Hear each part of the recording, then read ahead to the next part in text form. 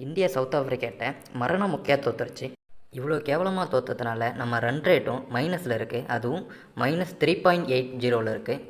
மறுபக்கம் ஜிம்பாப்வேட்ட west Indies இமாலய வெற்றி பெற்று புள்ளிப்பட்டியலில் முதலிடம் பிடிச்சிட்டானுங்க. வெஸ்ட் இண்டீஸோட ரன் ரேட் 5.35 இருக்குது. சவுத் ஆஃப்ரிக்காவோட ரன் ரேட் பார்த்தீங்கன்னா 3.80 இருக்குது.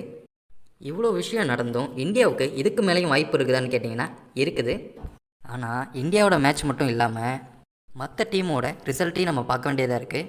நம்ம இந்த வீடியோவில் இந்தியா குவாலிஃபைட் ஆகணும்னா என்னென்ன பண்ணணுங்கிறதையும் மற்ற டீம் எப்படி பர்ஃபார்மன்ஸ் பண்ணால் இந்தியாவுக்கு நல்லதுங்கிறதையும் பார்க்க போகிறோம்.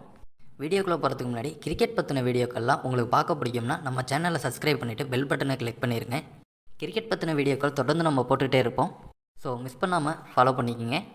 ஓகே, ஸ்ட்ரைட்டாக வீடியோக்குள்ளேயே போயிடலாம். இந்தியாவுக்கு இன்னும் 2 மேட்ச் இருக்குது. இன்றைக்கி ஜிம்பாப்வே கூடயும் மார்ச் 1 வெஸ்ட் இண்டீஸ் கூடயும் நடக்க போகுது. இந்த 2 மேட்ச்லேயும் இந்தியா ஜெயித்தா மட்டும்தான் குவாலிஃபைடு ஆக முடியும். அதுவுமே 50% மட்டும்தான். மீதி 50% சவுத் ஆஃப்ரிக்கா எப்படி பர்ஃபார்மன்ஸ் பண்ணுறாங்கங்கிறத தான் பொறுத்து இருக்குது.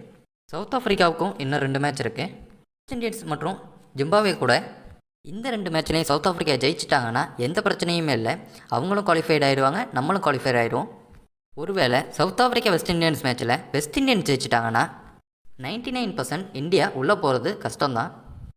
ஏன்னா வெஸ்ட் இண்டீஸோட ரன் ரேட் பார்த்தீங்கன்னா +5லையும் சவுத் ஆஃப்ரிக்காவோட ரன் ரேட் பார்த்தீங்கன்னா +3லையும் இருக்குது. அப்படி நடந்தாலுமே இந்தியாவுக்கு இன்னும் 1% சான்ஸ் இருக்குது. அது என்ன 1%?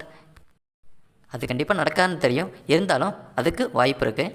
சவுத் ஆஃப்ரிக்கா ஜிம்பாப்வே மேட்ச்சில் ஜிம்பாப்வே ஜெயிச்சா இந்தியா குவாலிஃபைட் ஆகிடுவாங்க.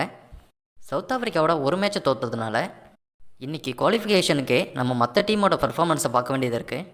இந்தியா பண்ண வேண்டியது எல்லாமே அடுத்த 2 மேட்ச்லையும் ஜெயிச்சு முடிஞ்ச வரைக்கும் ரன் ரேட்டை ஏற்றி வச்சுக்கலாம். ரன் ரேட் அடிப்படையில் இந்தியா உள்ளார போகிறது ரொம்ப கஷ்டம். இருந்தாலுமே அந்த 2 மேட்சையும் நம்ம ஜெயிச்சு முடிஞ்ச வரைக்கும் ரன் ரேட்டை ஏற்றி வச்சுருக்கிறது நல்லது. இன்னொரு பக்கம் சவுத் ஆஃப்ரிக்கா 2 மேட்ச்லேயுமே ஜெயிக்கணும். அப்படி இல்லைன்னா சவுத் ஆஃப்ரிக்கா 2 மேட்ச்லேயுமே தோக்கணும். இதில் 2த்தில் எது நடந்தாலுமே இந்தியா உள்ளார போயிடும். அப்படி இல்லாமல் India 2 match, South Africa 2 match, West Indies 2 match ஜெயித்தாங்கன்னா ரன் ரேட் அடிப்படையில் உள்ளார போகணுன்னா இந்தியாவுக்கு கஷ்டம்தான். பார்ப்போம் இந்தியாவோட லக் எப்படி இருக்குன்ட்டு. ஓகே ஃப்ரெண்ட்ஸ், சவுத் ஆஃப்ரிக்கா 2 மேட்சையும் ஜெயிச்சிருவாங்களா, இல்லை 2 மேட்சையுமே தோற்றுருவாங்களா, இல்லை இந்தியாவே 2 மேட்சும் ஜெயிக்கிறது கஷ்டமாங்கிறத கமெண்டில் சொல்லிடுங்க. அப்படியே இந்தியா குவாலிஃபைட் ஆகுமா ஆகாதாங்கிறதையும் கமெண்டில் சொல்லிடுங்க. பார்ப்போம்.